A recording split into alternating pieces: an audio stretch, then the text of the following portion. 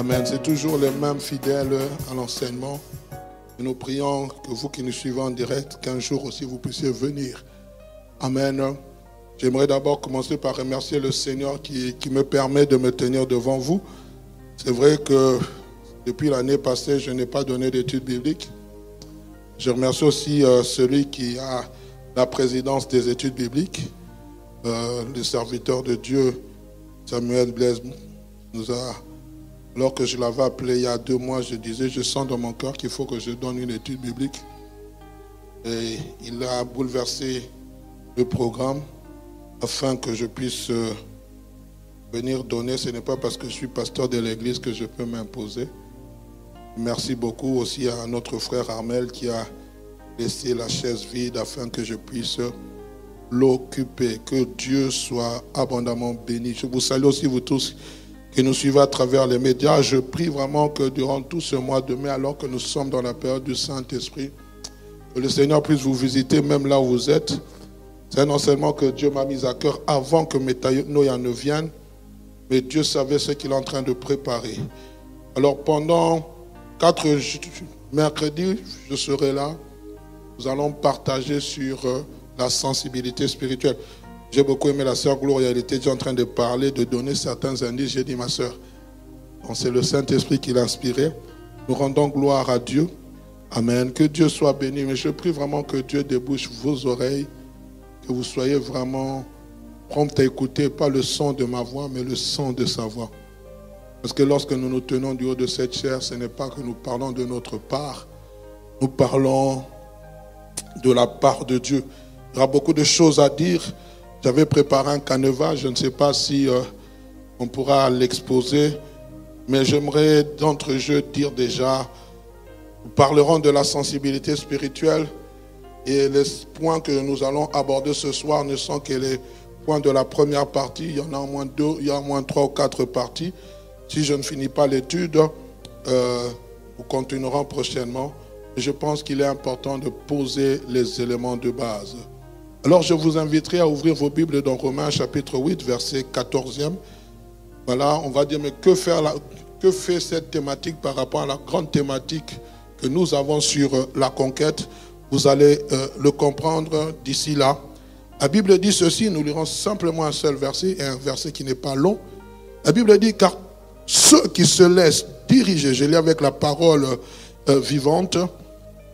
En notre version, on parle de ceux qui se laissent conduire. Mais ici, on dit que car ceux qui se laissent diriger par l'Esprit de Dieu sont fils de Dieu. Romains 8, 14. Ceux qui se laissent diriger par l'Esprit de Dieu sont fils de Dieu. Dans notre version, la version Louis II, il est dit ceux qui se laissent conduire. Ceux qui se laissent conduire.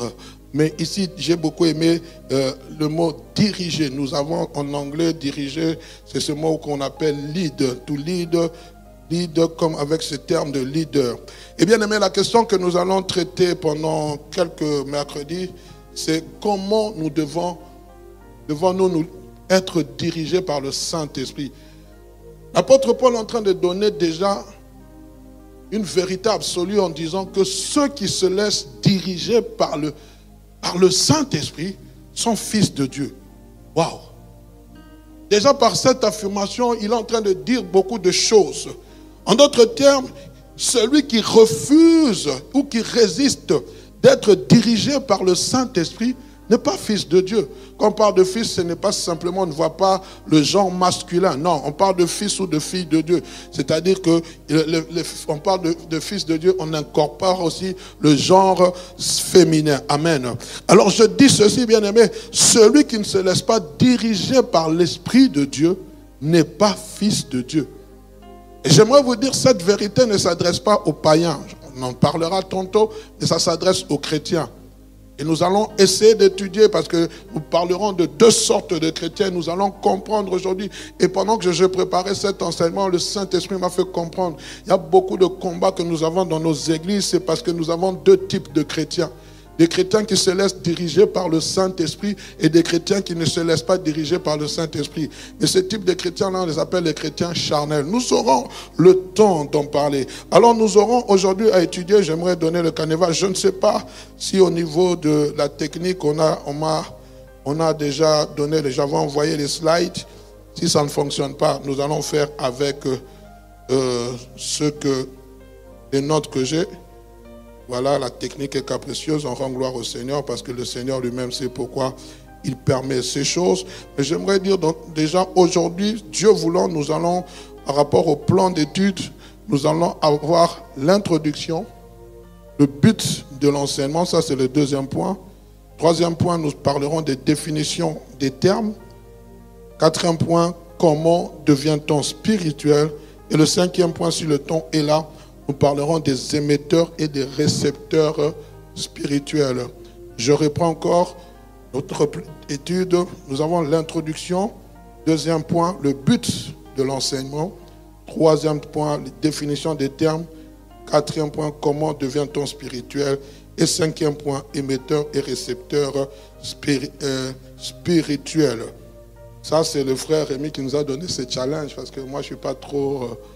slide, mais je pense que dans les études bibliques, il faut avoir des slides. J'ai aimé la déclaration d'un serviteur de Dieu. Nous allons prendre le premier point, l'introduction, parce que nous voulons d'abord introduire cette thématique. Le pasteur Kenneth Hagin qui a dit ceci: je suis esprit, j'ai une âme, je vis dans un corps. Au lieu de me préoccuper de mon corps, au lieu de permettre à mon corps de me dominer, je permets à mon esprit, mon cœur de me dominer. Par conséquent, mon corps se soumet à mon esprit. Je répète, je suis esprit, j'ai une âme, je vis dans un corps. Au lieu de me préoccuper de mon corps, au lieu de permettre à mon corps de me dominer, je permets à mon esprit, mon cœur de me dominer. Par conséquent, mon corps se soumet à mon esprit. L'homme qui a été créé à l'image de Dieu est tripartite. Il y a le corps, cette matière extérieure, l'âme, qui est le siège de nos sentiments, et l'esprit.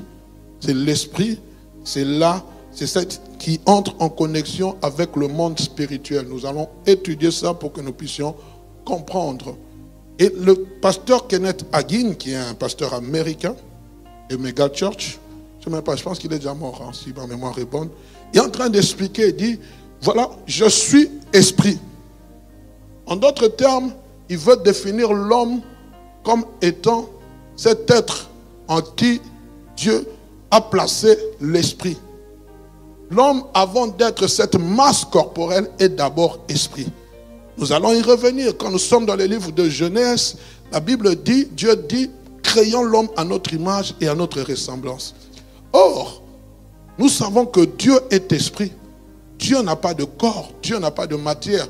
Quand je parlerai des définitions, nous allons comprendre. C'est-à-dire que quand Dieu dit créons l'homme à notre image, ce n'est pas ce corps, cette matière que nous sommes en train de voir ici. C'est à notre esprit, c'est-à-dire à notre ressemblance. Créons l'homme esprit. Et pour que l'homme vive sur cette terre, il avait besoin d'une matière. Et la Bible dit dans le livre de Genèse, Dieu façonna l'homme de la poussière de la terre. Il souffla en lui un souffle et l'homme devient une âme vivante. Amen. C'est-à-dire que l'homme, avant d'être ce corps de matière, il a été créé d'abord esprit. La Bible dit, Dieu créa l'homme et la femme. Dieu créa l'homme. Lisez le livre de Genèse. Il dit, Dieu créa l'homme et la femme. Mais dans Genèse chapitre 2, c'est là, ou chapitre 3, nous voyons maintenant Dieu dire qu'il n'est pas bon que l'homme soit seul. Je lui ferai une aide semblable. Dans la pensée de Dieu, l'homme et la femme ont été créés esprit. C'est pour cela qu'il dit, faisons l'homme à notre image. Parce que si nous devons représenter Dieu dans notre esprit, c'est-à-dire que Dieu doit avoir une bouche, il doit avoir des yeux, il doit avoir deux mains, il doit avoir des cheveux, une barbe blanche, comme on le montre souvent dans les films. Non, Dieu est esprit. Et il a dit à Moïse, tu ne feras pas de représentation d'image taillée. Tu ne feras pas. Et pour cela, faites très attention quand vous allez dans certaines églises où on vous dit c'est lui Dieu. Dieu est esprit. Amen. Alors voilà, si vous voulez en résumer, ce que nous allons étudier ensemble. Comment développer notre esprit à devenir sensible aux choses de Dieu. Comment développer notre esprit à devenir sensible à Dieu. Non seulement à devenir sensible à Dieu, mais aussi à se laisser diriger par Dieu. Bien-aimés, dans la Bible, tous les hommes qui ont écrit leur histoire, quand vous lisez la Bible, savaient ce qu'ils devaient faire. Mais pour faire ce qu'ils devaient faire, accomplir les prodiges qu'ils devaient accomplir, ils devaient se laisser diriger par Dieu. Ils devaient se laisser conduire par l'Esprit de Dieu. Amen. Le fait que nous soumettons notre esprit à l'Esprit de Dieu, quand je parle de notre esprit, c'est petit E, Esprit de Dieu, c'est grand E. Le fait que nous soumettons notre esprit à l'Esprit de Dieu, cela démontre que notre appartenance en tant que fils. Nous avons lu dans Romains chapitre 8, verset 14. Or, tous ceux qui se laissent diriger par l'Esprit de Dieu sont fils de Dieu. Mais écoutez encore ce qu'il est dit dans Romains chapitre 8, verset 16. Et parce que vous êtes fils, parce que vous êtes fils, Dieu a envoyé dans nos cœurs l'Esprit de son Fils. Parce que vous êtes fils, Dieu a envoyé dans nos cœurs l'Esprit de son Fils. Amen. C'est-à-dire que Dieu envoie chez les fils l'Esprit de son Fils. Et la Bible dit, lequel crie Abba Père. C'est plutôt Galates chapitre 4 verset 6, veuillez m'excuser. Galates 4, 6. Lequel crie Abba Père. Et Romains 8, 16 dit ceci. Et l'Esprit lui-même rend témoignage à notre esprit que nous sommes enfants de Dieu. L'Esprit lui-même rend témoignage à notre esprit que nous sommes enfants de Dieu. Ici, c'est une connexion entre l'Esprit de Dieu et l'Esprit de l'homme. L'Esprit de Dieu vient rendre témoignage à notre esprit que nous sommes enfants de Dieu. Et l'Esprit du Fils en nous crie Abba Père. Je ne vous laisserai pas orphelins, dit Christ. Je vous enverrai un autre consolateur. Et nous sommes dans la période, bien aimée, comme je le disais ce matin, si nous regardons le calendrier, demain c'est l'ascension. Donc aujourd'hui nous sommes dans le 39e jour où Christ a été ressuscité. Là, vous recevrez une puissance, le Saint-Esprit survenant sur vous, et vous serez mes témoins. Écoutez bien aimés, quelquefois quand nous prions pour le Saint-Esprit, ce n'est pas simplement pour démontrer la puissance de Dieu, non. Quand nous prions pour que le Saint-Esprit vienne, c'est pour que nous soyons c'est l'Esprit de Christ qui est répandu dans nos cœurs. C'est pour que nous devenons semblables à Christ. Quand vous lisez la parole de Dieu, les premiers disciples, on les a appelés chrétiens. Quand on les appelait chrétiens, ça dérivait de ces termes comme Christ. C'est-à-dire que le travail que le Saint-Esprit fait en nous, c'est d'abord nous rendre semblables à Christ. Souvent, nous sommes en train de nous précipiter pour qu'il y ait simplement le mouvement de l'Esprit. Mais le mouvement de l'Esprit, certes, il opère quelque chose. Mais la première transformation, c'est qu'il nous rend semblables à l'image du Fils. Tel il est, tel nous sommes. Et c'est ce côté-là que j'aimerais vraiment que nous puissions travailler. C'est ce côté-là que nous voulons vraiment travailler. Certes, je crois à la puissance du Saint-Esprit, mais je crois aussi, bien aimé, que le Saint-Esprit doit forger nos cœurs à devenir semblables à Christ. Si nous devenons semblables à Christ, bien aimé, il n'y aura pas beaucoup de disputes dans l'église. Si nous devenons semblables à Christ, l'amour répandu par le Saint-Esprit va se manifester à travers nous tous. Il n'y aura pas de division. Christ est-il divisé? On est ensemble. Vous allez m'excuser. Écoutez mes amis, c'est une chose de se déclarer fils de Dieu. Mais c'est aussi une autre chose de vivre en tant que fils de Dieu. Je peux me déclarer fils de Dieu. Mais c'est aussi une autre chose de vivre en tant que fils de Dieu. Amen. Tout le monde peut se dire fils de Dieu. Mais combien d'entre nous, nous vivons en tant que fils de Dieu? Le véritable fils honore le Père.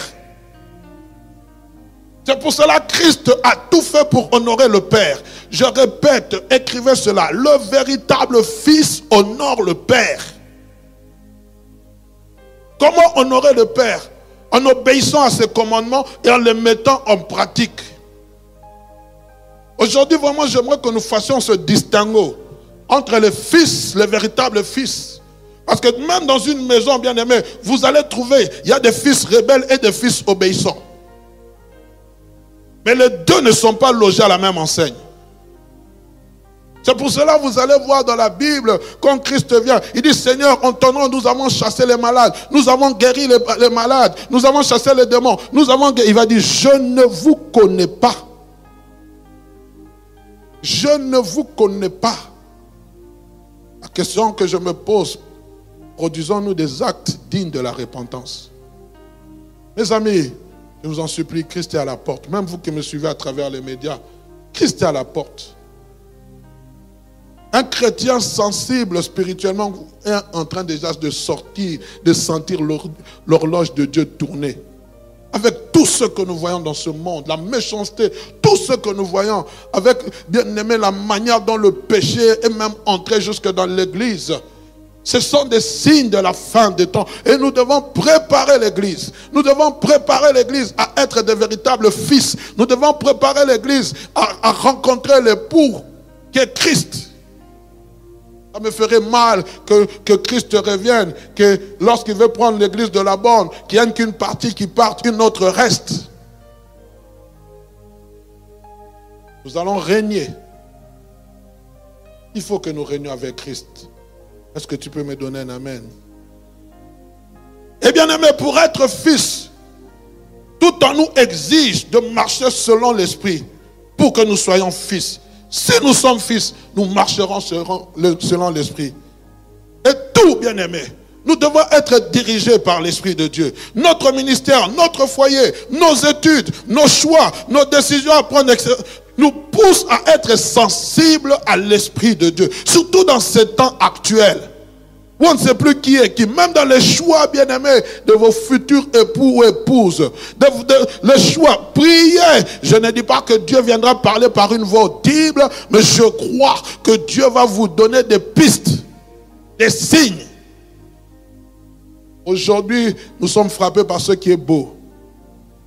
Il parle bien français. Surtout dans ce pays-ci, il a les papiers. Ah oui? Aujourd'hui, on est prêt à se corrompre pour n'importe quoi. Mais est-ce que c'est la personne qui te convient? Deux personnes peuvent-ils marcher ensemble s'ils ne se sont pas d'abord convenus? Prenons le temps, bien-aimés, de demander des signes. On parlera, quand j'aurai le temps de parler du roi David, qui, bien aimé, lorsque Dieu le présente, un homme selon mon cœur, nous allons voir que c'est quelqu'un qui aimait consulter l'Éternel. C'est quelqu'un qui aimait consulter l'Éternel. Même dans les moindres détails, le Philistin vient 2 fois pour le combattre. Il est en train de demander la directive. C'était quelqu'un qui était sensible, excepté dans l'affaire d'Uri, parce que nous parlerons aussi à un moment donné de la sensibilité à l'insensibilité. Pour montrer comment même nous les chrétiens, nous sommes en train de petit à petit nous éloigner de la présence de Dieu. Mais nous pensons que Dieu est avec nous. Nous pensons que Dieu marche avec nous. Mais petit à petit, nous devenons insensibles aux choses de Dieu. Petit à petit, les choses qu'hier nous refusions, nous commençons à les accepter au nom, entre guillemets, d'une certaine tolérance. Non, ce n'est pas au nom d'une tolérance. C'est au nom, bien aimé, d'une spiritualité, d'une sensibilité qui est en train de diminuer.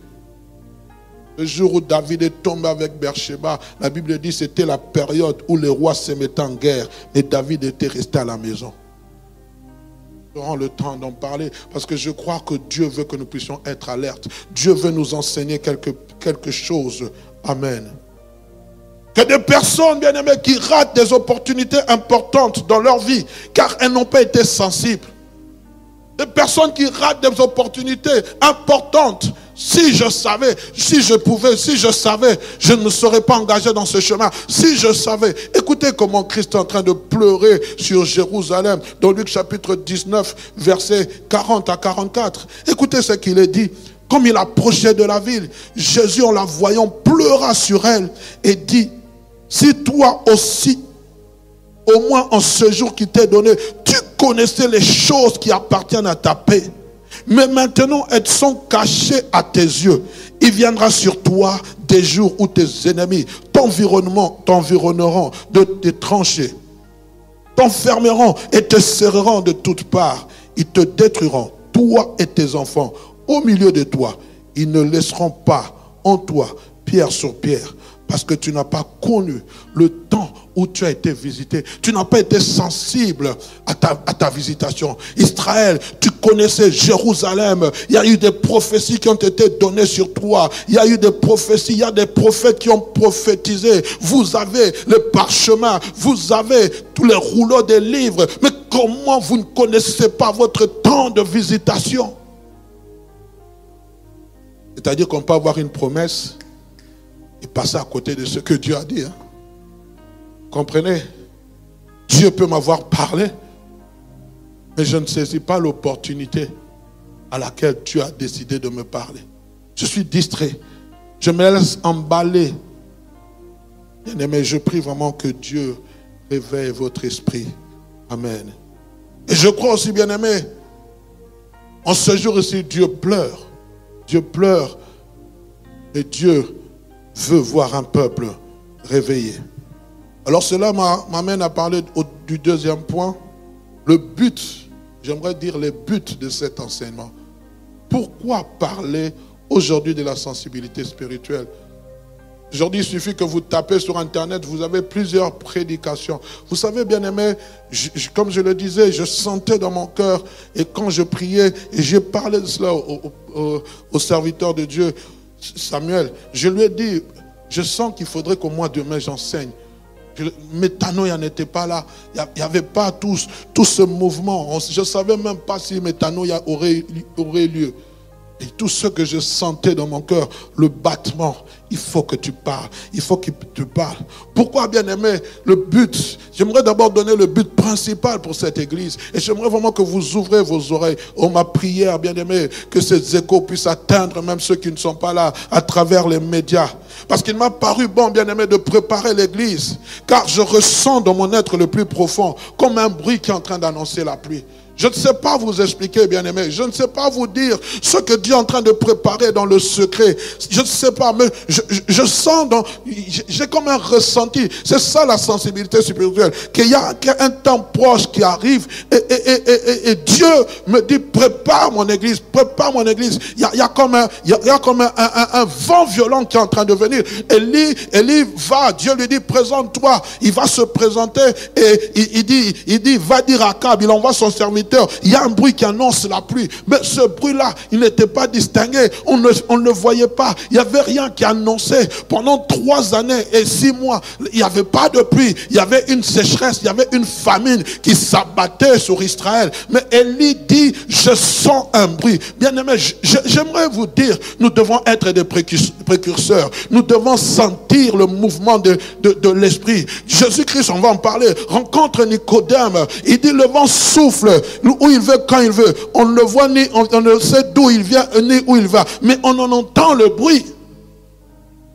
Il y a des choses, bien aimées. Si nous n'avons pas affûté nos oreilles, si nous n'avons pas affûté nos oreilles, nos yeux spirituels, si nous n'avons pas affûté notre entendement, si nous n'avons pas affûté notre esprit, nous allons passer, nous allons dire c'est normal. Ce n'est pas normal. Ce n'est pas normal. Parce que Dieu veut préparer son église à un réveil. Dieu veut préparer son église à quelque chose de glorieux. Je suis désolé de vous dire, si vous ne sentez pas ce vent, moi je le sens. Si vous ne le sentez pas, moi je le sens. Quand le pasteur Tom est venu, il a dit prochaine étape, next step. Et quand le pasteur, comment il s'appelle encore? Dédé est venu, il a parlé des portes. Depuis ce moment-là, mon esprit est en train de faire tit.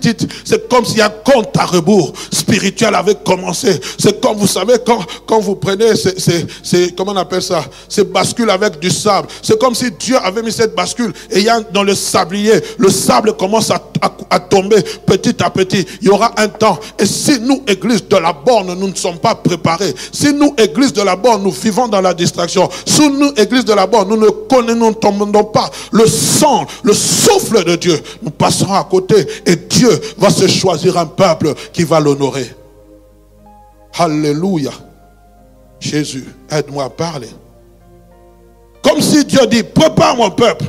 Écoutez ce que Daniel 11, verset 32, dans sa dernière partie dit. Mais ceux du peuple qui connaîtront leur Dieu agiront avec fermeté. Ceux du peuple qui connaîtront leur Dieu. Ce n'est pas simplement connaître Dieu de manière théorique. C'est connaître Dieu de manière pratique. C'est connaître Dieu de manière seule à seule. Certainement peut-être de manière collective, mais à un moment de manière seule à seule. Il faut que tu connaisses Dieu. Lorsque nous nous rassemblons, bien-aimés, nous ne devons pas venir allumer le feu ici. Le rassemblement doit être un rassemblement de feu qui est déjà allumé. Tu allumes ton feu à la maison, j'allume mon feu à la maison. Et lorsque nous venons en ce lieu, nous sommes en train d'embraser ce lieu. Ce n'est pas en ce lieu où tu viens chercher la chaleur. C'est dans ta maison, dans ton intimité. Et quand tu viens en ce lieu, tu amènes ton feu. Alléluia. Ça, c'était le but principal. Le premier but, ou le deuxième but, ça dépend. C'est vivre les desseins de Dieu dans nos vies. Vivre les desseins de Dieu dans nos vies. Dieu nous a créés pour un but. Pourquoi es-tu sur cette terre? Pourquoi marchons-nous sur cette terre? Nous allons dire oui, c'est pour glorifier Dieu. Mais je crois, bien aimé, que chacun dans ce grand corps de Christ qui s'appelle l'Église a une partition particulière à jouer. Nous ne devons pas jouer tous le même son. D'autres doivent jouer le son Do, d'autres Fa, d'autres Mi, Ré, ainsi de suite. Chacun a sa partition à jouer.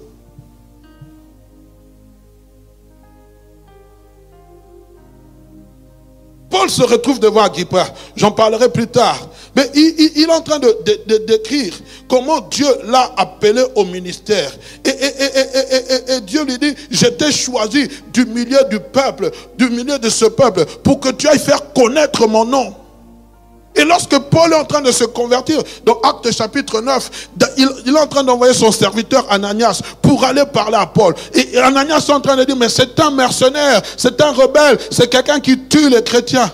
Mais j'aime ce que Dieu va dire, va, car c'est un instrument que je me suis choisi. Et ce mot instrument, bien aimé, quand vous regardez dans le dictionnaire, l'instrument c'est un objet avec lequel on obtient un résultat. C'est-à-dire que Dieu dit, avec Paul, j'obtiendrai un résultat. C'est-à-dire qu'en te plaçant sur cette terre, dès l'instant où ta vie est conforme à la vie de Dieu, Dieu veut que tu sois producteur, productrice d'un résultat. Chacun dans son côté. C'est pour cela dans la vie chrétienne, il n'y a pas de chômeurs spirituels. Il n'y a pas de chômeurs. Nous ne pointons pas au chômage. Tous, nous sommes appelés à faire quelque chose. Vouloir ou pas. Je ne dis pas que tous nous allons prêcher, mais tous nous avons un rôle à jouer. Deuxième des choses, si je vais trop vite, vous me le dites. Si vous avez des questions à poser, on aura le temps de le faire. Il est déjà 30. Saint-Esprit, aide-moi. Troisième des choses, troisième des choses, c'est parce que nous sommes dans les derniers temps. Nous vivons les derniers temps et nous sommes des acteurs privilégiés du dernier temps. Joël dit, dans les derniers temps, dit Dieu, je répandrai de mon esprit sur toute chair. Et vous allez encore dans le Nouveau Testament. Paul écrivant à Timothée, il dit, dans les derniers temps, les hommes seront fanfarons. C'est-à-dire, bien aimé, il y a des hommes seront égoïstes, amis de l'argent, insensibles, déloyaux.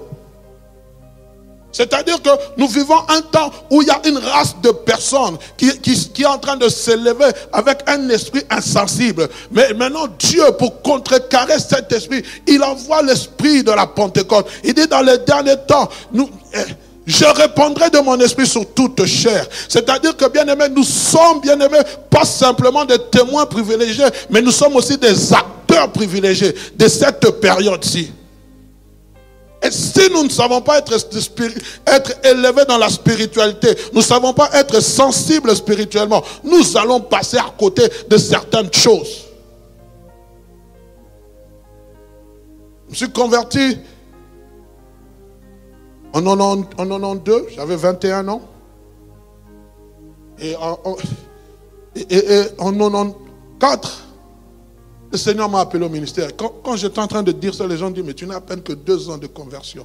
Mais tellement qu'il y avait ce feu qui brûlait en moi. Au fait, je ne dis pas que tout le monde doit être appelé au ministère. Mais je pense que Dieu fonctionne avec accélération lorsqu'il sent les désirs de nos cœurs.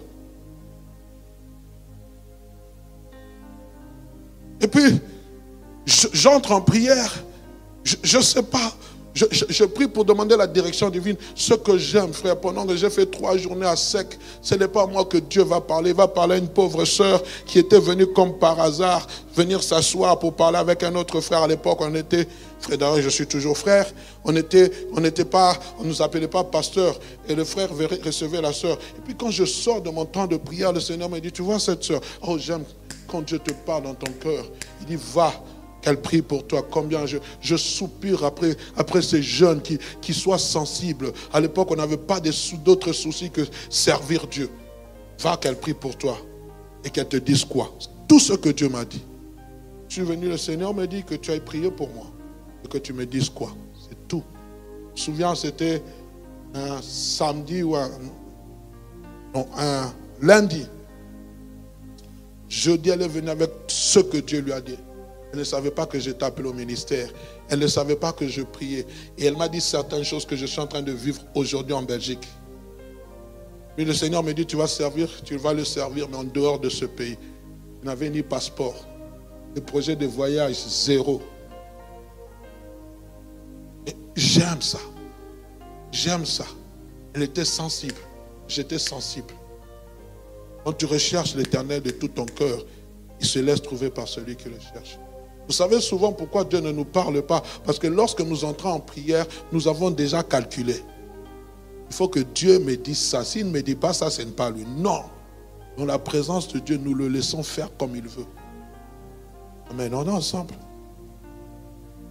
Et je disais, nous sommes dans les derniers temps. Et Dieu cherche des hommes et des femmes qui sont prêts à lui obéir sans condition. Car celui qui met la main sur la charrue et regarde en arrière n'est pas digne d'être son disciple. 4e chose. Pourquoi parler de la sensibilité spirituelle? C'est pour entrer en possession de notre héritage.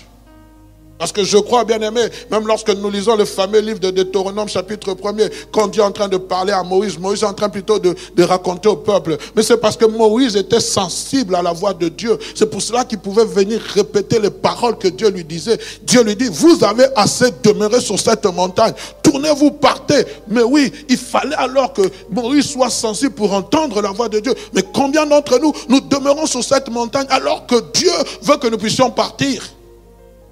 Nous ne bougeons pas.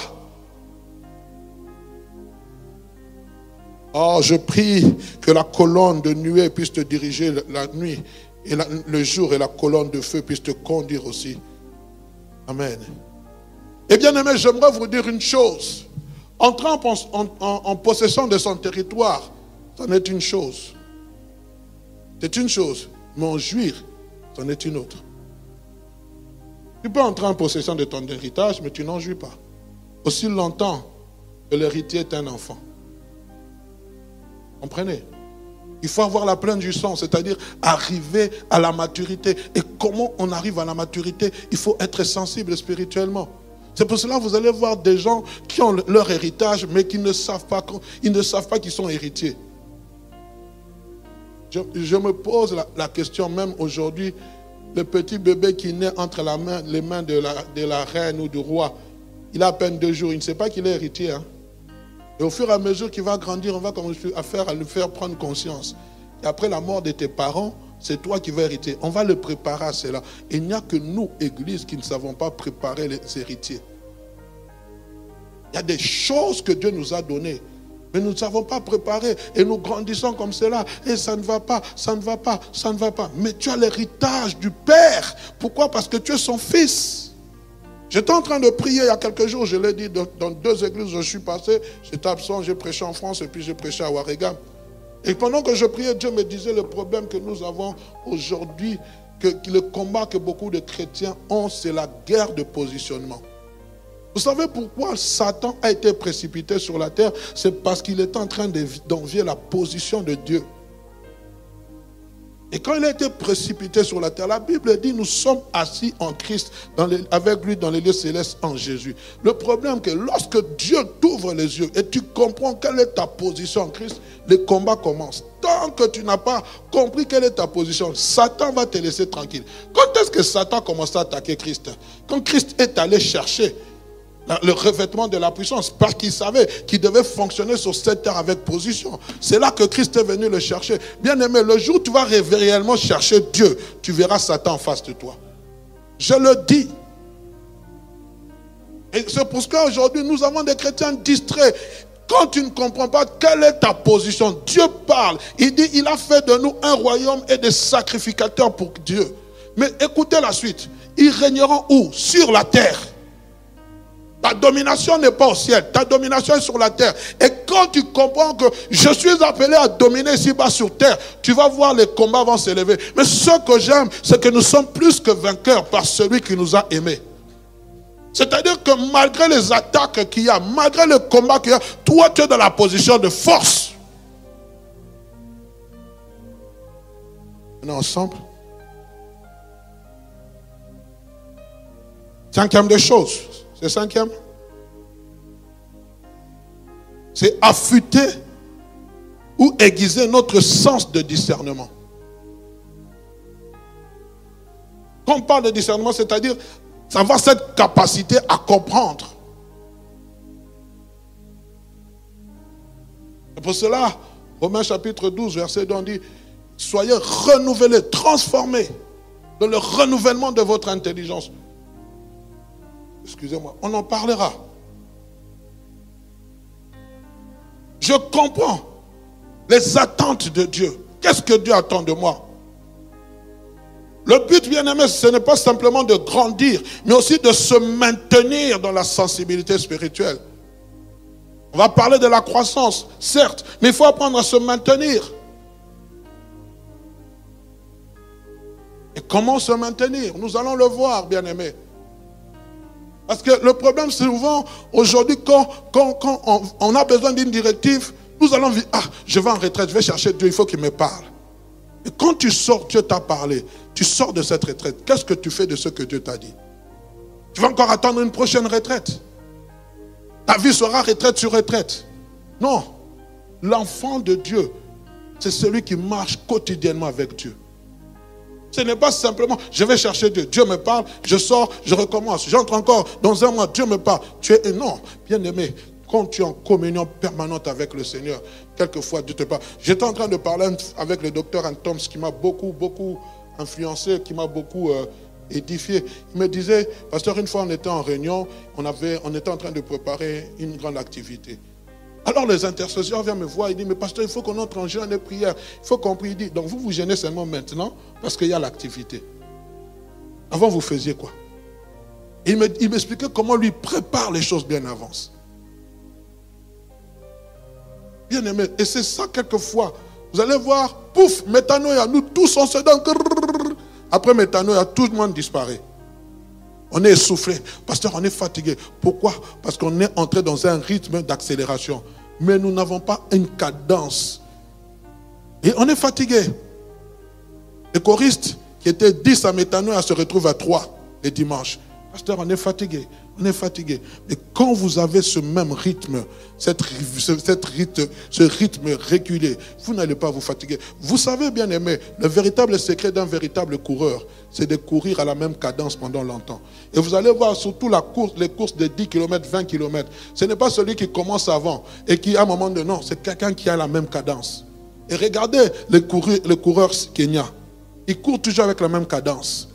Et ils gagnent toujours. Pourquoi? Parce qu'ils savent. Au fur et à mesure, les autres qui ont commencé avant vont se fatiguer. Lui garde sa cadence. Il dépasse, il commence à dépasser. Il dépasse, jusqu'à ceux qui sont parmi les 3 premiers. Vous allez voir rarement un Kenyan être dernier dans une course. Il garde le même rythme. Et c'est ça le véritable secret de la vie chrétienne. C'est garder le même rythme. À un moment, certes, Dieu va te demander de courir fort, mais tu gardes la même cadence. Ton temps de prière, tu le respectes. Ta méditation de la parole, ta sanctification, tu la respectes. Ça, je le répète, moi, je suis contre. Quand on a un temps de prière, vous commencez à nous dire, à 10h15, oh, nous allons demander pardon. Oh, ça, je refuse. Le culte se prépare à la maison. Ici, on vient allumer le feu.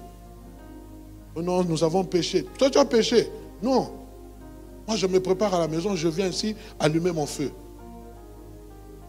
On est ensemble? 6e des choses, c'est saisir ce qu'il y a dans le cœur de Dieu. Saisir ce qu'il y a dans le cœur de Dieu. Est-ce que nous saisissons ce qu'il y a dans le cœur de Dieu? Est-ce que nous savons ce que le cœur de Dieu ressent en cet instant? Est-ce que nous savons quel est le ressentir du cœur de Dieu face à nos proches, face à notre famille, face à nous-mêmes? Qu'est-ce que Dieu ressent? Nous pouvons ressentir le cœur de Dieu que si nous sommes sensibles spirituellement. Et 7e des choses, c'est développer notre esprit à s'attendre et à entendre les orientations divines. À s'attendre et à entendre les orientations. C'est-à-dire, j'attends les orientations divines, mais je m'attends aux orientations divines, mais j'entends aussi. C'est-à-dire que je dispose mon cœur, mon esprit. Je m'attends, je sais. Comme Habakkuk dit, je me tiens sur cette tour pour voir ce que l'Éternel va répliquer à ma plainte. C'est-à-dire, je m'attends à ce que Dieu parle, mais je me prépare aussi à entendre ce que Dieu va me dire. Il y a beaucoup d'entre nous, nous nous attendons à ce que Dieu puisse nous parler, mais quand Dieu nous parle, nous n'entendons pas. Je m'attends. Et c'était le cas d'Israël. Ils s'attendaient à ce que Dieu puisse leur envoyer un libérateur. Mais lorsque le libérateur est venu, ils n'ont pas entendu, ils n'ont pas compris le langage de Dieu. Et combien d'entre nous, bien-aimés, nous passons à côté de ce que Dieu veut pour nous parce que nous ne savons pas discerner. On est ensemble? Rapidement, je parlerai des définitions des termes. Nous sommes au 3e point. S'il y a des questions, vous pouvez les noter, ou sinon vous les posez. Il y a 2 mots que nous sommes en train d'utiliser, la sensibilité et spirituelle. Je commencerai par la sensibilité. C'est quoi la sensibilité? C'est quoi être sensible? Le dictionnaire Le Larousse me donne comme définition, c'est la faculté de percevoir des sensations, d'éprouver des sentiments. C'est cette faculté de percevoir des sensations, d'éprouver des sentiments. Lorsqu'on parle d'une personne sensible, c'est une personne qui éprouve des émotions, des sentiments. Il suffit que on lui dise quelque chose, elle pleure facilement. Ah, cette personne est sensible, je n'aurais pas dû lui dire. Elle éprouve facilement des émotions. Facilement, elle peut se mettre en colère. Facilement, elle peut rire. Facilement, elle peut pleurer. Et vous remarquerez, bien aimé, dans le mot sensibilité ou dans le mot sensible, il y a à l'intérieur ce mot sens. S-E-N-S, sens. Et lorsque je suis allé chercher le mot sens dans le dictionnaire, j'ai trouvé 2 définitions qui vont dans la même direction que mon enseignement. La première définition de ce mot sens, on parle d'un sens. On parle ce sont des fonctions psychophysiologiques par lesquelles un organisme reçoit des informations sur certains éléments du milieu extérieur. Je vais m'expliquer. On parle des fonctions psychophysiologiques, c'est-à-dire que nous avons un corps, mon corps est constitué d'une matière. Et pour recevoir des informations venant de l'extérieur, bien aimé, par rapport à ma nature physique, j'ai d'abord ce qu'on appelle l'homme a combien de sens?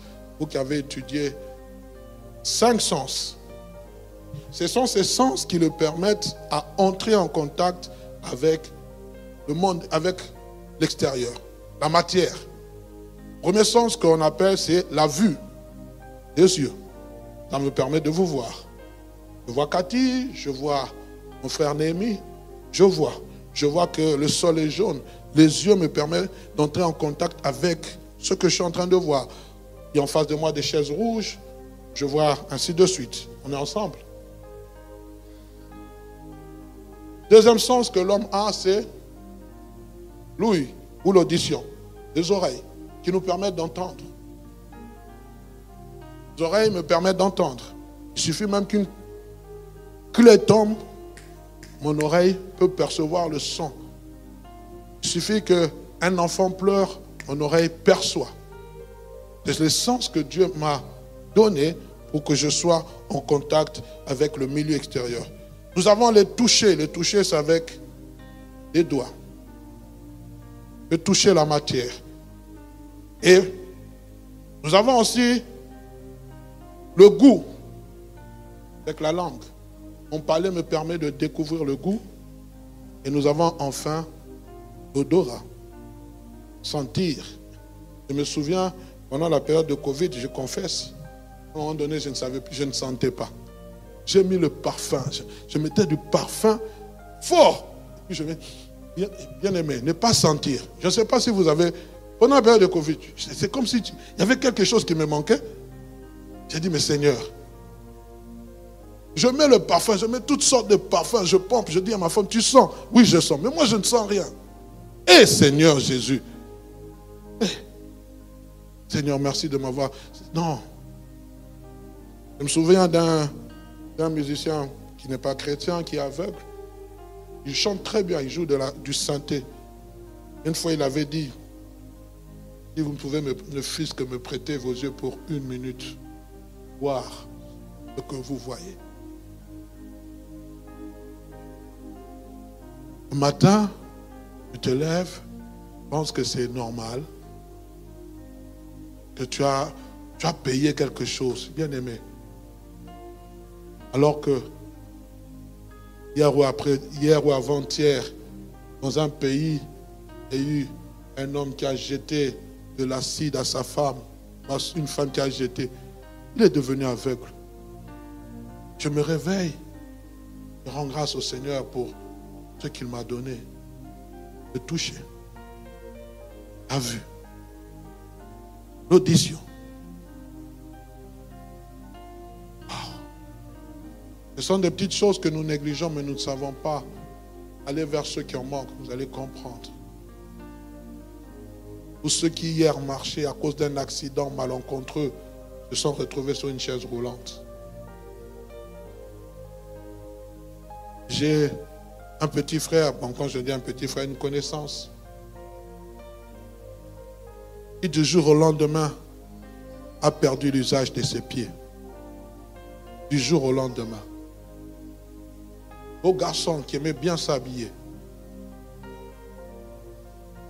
Il est passé par des moments terribles. J'ai dit, est-ce que Seigneur, je mérite mieux que lui? Le Seigneur nous fasse grâce. Rapidement, la deuxième définition du mot sens, c'est cette aptitude à connaître, à apprécier quelque chose de façon immédiate et intuitive. Et les synonymes de ce mot sens veut dire don, esprit, instinct. Et voilà, quand nous parlons de sensibilité spirituelle, l'autre va dire j'ai un don. Le monde va dire un esprit m'a dit. Comment tu as fait ça? Ah non, c'est instinctivement. Hey, Non, instinctivement, j'ai su que papa revenait à la maison.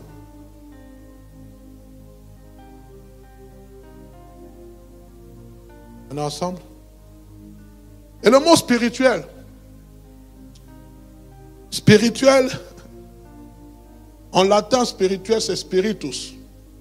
Ceux qui ont fait la langue morte, ou spiritum.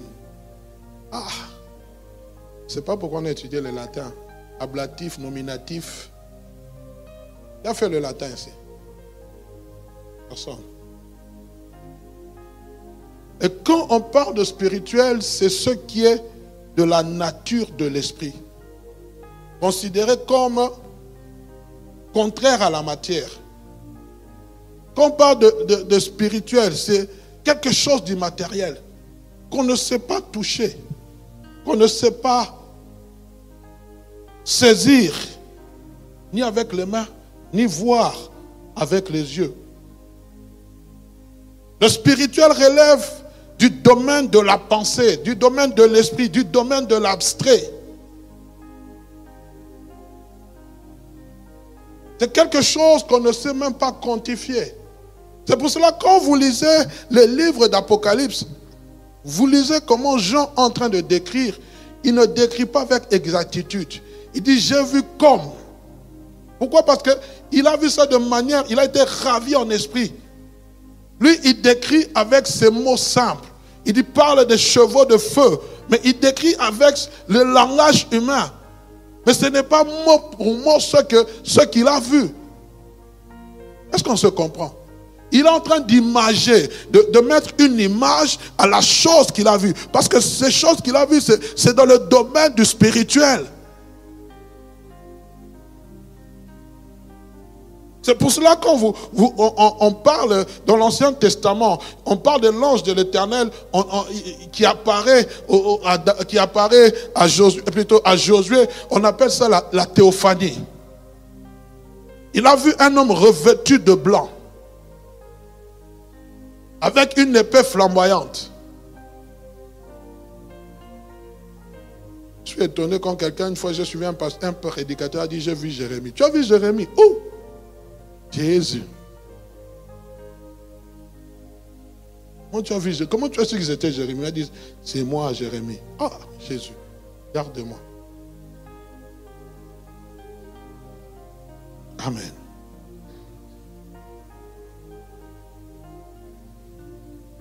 Le spirituel appartient au domaine de réalité invisible et insensible. On ne sait pas saisir cela. On ne sait pas le sentir. Pour nous chrétiens, j'aimerais simplement dire qu'on parle du spirituel, parce que souvent, quand on parle du spirituel, même les non-chrétiens parlent de la spiritualité. Pour ça, je n'ai pas envie de mettre le mot spiritualité, parce que ça va un peu nous éloigner de notre enseignement. Quand vous entendez les choses des karmas, la réincarnation, toutes ces choses, c'est la spiritualité. Et même, il n'y a que nous qui n'avons pas conscience que le monde invisible existe. Le monde invisible existe, bien-aimé. Ça existe. C'est pour cela, si toi, Moi, je connais un serviteur de Dieu qui un jour allait dans une conférence, et il y avait un homme qui était dans les sciences occultes qui l'a vu. Il a posé la question, il est de quelle obédience? Je lui dis, pourquoi? Il dit, non, je vois une lumière brillant en lui, une lumière forte. Et nous ne voyons pas ça. Et pour nous chrétiens, nous dirons simplement que cela relève du domaine qui nous permet d'entrer en contact avec notre Dieu créateur. Quand on parle de spirituel, c'est ce qui nous permet d'entrer en contact avec le Dieu créateur. Pas, si j'utilise le monde des esprits, c'est vaste. Mais le monde des esprits existe. Je ne veux pas entrer dans ce domaine parce que j'ai vu beaucoup, il y a des prédicateurs qui disent, je me connecte à son esprit. Faites attention avec ces mots. Je me connecte à son esprit. Et si c'est un sorcier, tu te connais, je me connecte à son esprit. Connecte-toi à mon esprit, tu vas comprendre. Ou non, j'étais sorti de mon corps, j'étais aux États-Unis, je me suis connecté à son esprit et je l'ai appelé le venir. Ça, frère, faites très attention. Quand vous entendez ce genre de choses, sortez de l'église. C'est quoi la sensibilité spirituelle? Écrivez cela. Oh, il est déjà 20 h, on va bientôt clôturer. La sensibilité spirituelle se définit comme étant cette capacité. J'aimerais utiliser toujours le mot spirituel parce que nous sommes dans le domaine du spirituel. Cette capacité spirituelle qu'a l'homme spirituel, nous comprenons, qu'a l'homme spirituel de décoder ou de comprendre le langage de Dieu. Soit le mouvement de Dieu dans un espace de temps ou de saison, dans un lieu bien défini. Je reprends pour que nous puissions comprendre, je vais m'expliquer. La sensibilité spirituelle se définit comme étant cette capacité spirituelle qu'a l'homme spirituel. Je parle de l'homme spirituel, je ne parle pas de l'homme charnel, je parle de l'homme spirituel, je ne parle pas de l'homme animal, parce que nous allons parler de ces trois hommes et nous allons comprendre, bien aimé, qu'a l'homme spirituel de décoder ou de comprendre le langage, ou soit aussi le mouvement de Dieu dans un espace de temps ou de saison et dans un lieu bien défini. Pourquoi j'insiste sur l'espace de temps ou de saison ou un lieu bien défini? La Bible parlant de David, il dit, or David en son temps servit au dessein de l'Éternel, puis il mourut. Et quand vous lisez l'histoire de Christ, Christ a été dans son espace où il a pu agir avec puissance, et son espace c'était Israël. On se comprend. Il y a des étapes, j'en parlerai, il y a des moments comme cela. Dieu va te demander d'opérer comme Élie, il était au torrent de Kérit. Et puis la Bible dit, Dieu lui dit, quitte, va chez la veuve de Sarepta. C'est ça, bien aimé. C'est-à-dire dans un temps, un espace bien défini. Et moi je crois, et ça n'engage que moi, je crois, bien aimé, il y a des moments comme ça où Dieu t'amène sur un terrain où il fait éclore en toi la chose qui a en toi. Je me souviens, il y a quelques années, je parlais à un jeune frère, je lui disais, tant que tu restes dans cette église, il y a des choses que tu n'expérimenteras jamais, parce que ici, tu es sous, comment dirais-je, ce n'est pas ton lieu où Dieu veut opérer avec toi. Il y a des choses que moi je suis en train de vivre dans cette église que je ne vivais pas ailleurs. Pourquoi? Parce que je suis dans mon temps et dans mon espace. On est ensemble. C'est pour cela qu'il faut être sensible. Il faut être sensible aux choses de Dieu. C'est pour cela même tu veux quitter un endroit, sois sûr que Dieu t'a demandé de quitter cet endroit pour aller ailleurs. Parce que tu peux te déplacer, mais la grâce de Dieu ne va pas te suivre. Quand je parlerai sur l'insensibilité spirituelle, je vais aborder la séduction, je parlerai sur la loi de l'entendement, je parlerai sur plutôt la loi de l'égarement, et puis je vais aussi parler, bien aimé, sur le rejet. Dieu parle à Samuel et dit, arrête de prier pour Saoul, je l'ai rejeté. Comment Dieu a pu rejeter quelqu'un qu'il avait choisi? On va discuter de ces choses. Saoul qui était aussi parmi les prophètes a été rejeté. Comment? Il faut réfléchir. Mais quand Dieu l'a rejeté, Saoul a continué à régner comme roi. Mais Dieu n'était plus avec lui. Et plus tard, quand les anciens d'Israël viennent pour faire David roi, qu'est-ce qu'ils vont dire? Même quand Saoul régnait, nous savions que c'était toi qui étais. Oh! Malgré les combats que David a, il dit, nous savions que Dieu t'avait choisi. Je parlerai de tout ça. Pour nous faire comprendre, bien aimé, qu'il y a des choses que nous ne faisons que par un sentiment. Ah, ils ne sont même pas, je pars. Et la grâce que Dieu avait mise en toi, pars aussi. Elle te quitte, elle ne t'accompagne pas. C'est pour cela, quand vous quittez un endroit, rassurez-vous que vous avez bien quitté. Quand vous quittez de manière où vous causez du tort aux gens. Ah, vous savez, vous avez un téléphone, hein, il est à 100%. Et petit à petit, il va comme ça s'éteindre. On en parlera, bien aimé. Permettez-moi de prendre 2 minutes et puis quoi, on va clôturer, on va prier. Je vais appeler le frère Jean-Cy, il va venir prier avec nous parce que nous croyons, bien aimé, que même pendant le temps d'enseignement, le Seigneur peut nous visiter. Amen. Et bien aimé, la sensibilité spirituelle nous permet de saisir et de percevoir Dieu tel qu'il est. Ça nous permet de percevoir Dieu tel il est. Je ne voudrais pas dire que ça te donne la définition de Dieu. Non, non, non, non. Ce n'est pas ce que je veux dire. C'est-à-dire, quand tu deviens sensible spirituellement, Dieu va se révéler à toi. Tel il est. Et ce qu'il veut et attend de nous. Tel il est, ce qu'il veut et attend de nous. Et cela est du domaine de la révélation. C'est ce dont j'étais en train de parler. Paul se retrouve face à Agrippa. Il est en train de raconter comment Dieu l'a saisi, comment il est tombé à la renverse, comment Dieu va l'appeler à le servir. Mais écoutez dans Actes chapitre 26, verset 19, ce qu'il va dire. En conséquence, roi Agrippa, je n'ai pas résisté à la vision céleste. Quand il a vu cette lumière resplendir, il a entendu la voix, il est tombé à la renverse. Il dit, Saul, Saul, pourquoi me persécutes-tu? Il dit, qui es-tu, Seigneur? Il dit, je suis Jésus que tu persécutes. Que veux-tu que je fasse? Il a eu la révélation. Ça, c'est la sensibilité spirituelle. Tel il est. Quand Paul va parler de son expérience, il va dire, j'ai vu une lumière. D'autres diront, j'ai vu la main. D'autres diront, j'ai entendu une voix. Je me souviens, alors que Dieu m'appelait au ministère, j'étais en proie au doute. Et ce jour-là, il n'y avait personne à la maison, j'étais sur ma couche. Ça, c'est une expérience, j'aimerais combien la revivre. J'ai entendu une voix audible me dire, Hugues, Hugues, ne faiblis pas, ne faiblis pas. Je pensais que c'était le fruit de mes pensées. Je pensais que quelqu'un me parlait. Ce jour-là, j'étais seul.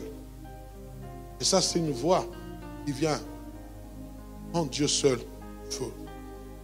Non seulement, bien-aimés, lorsque nous connaissons la sensibilité spirituelle, la sensibilité spirituelle te permet de lire comme dans un livre la volonté parfaite de Dieu. Ça te permet. Qui d'ici, car Hérode cherche à te tuer, allez dire à Serena, il connaissait la volonté. Christ connaissait la volonté parfaite de Dieu. Non seulement elle te fait discerner la volonté de Dieu, mais elle l'attend aussi, et c'est là aussi nous allons insister, elle attend de toi que tu puisses prendre une décision afin qu'elle te montre quel chemin emprunter. Ce n'est pas simplement être sensible spirituel. Ah, je suis sensible. Tu ressens quelques petites sensations. Non, non, non, ce n'est pas ça la sensibilité. Ça va au-delà. Elle te pousse à prendre certaines décisions. Écoutez Isaïe chapitre 30, verset 21, et je vais me limiter là. Isaïe 30, verset 21. Tes oreilles entendront derrière toi la voix qui dira, voici le chemin. Marchez-y, car vous irez à droite et vous irez à gauche. Tes oreilles entendront la sensibilité. Derrière toi, une voix qui te dira, voici le chemin, marchez-y. Tu peux entendre et croiser les bras. Mais écoutez, car vous irez à droite et vous irez à gauche. C'est-à-dire, une personne sensible obéit à ce que Dieu lui dit. Elle ne reste simplement pas à entendre. Elle obéit. C'est pour ça, moi, quelquefois, je suis fatigué des prophéties. On vient vous donner des prophéties, vous ne faites rien. Et Dieu avait parlé. Dieu a parlé. C'était terrible. Et sa vie, elle est tombée. Dieu lui a parlé. Mais quand Dieu lui a parlé, c'était quoi le but? Il va parler pour parler. Que dit-il dans Isaïe 55? Ainsi en est-il de ma parole. Elle ne rentre jamais à moi sans avoir accompli l'objet pourquoi elle est sortie de ma bouche. Que mon Seigneur vous bénisse, qu'il vous garde, qu'il vous protège. Nous allons prier et je vais inviter le frère Jean-C qui va prier.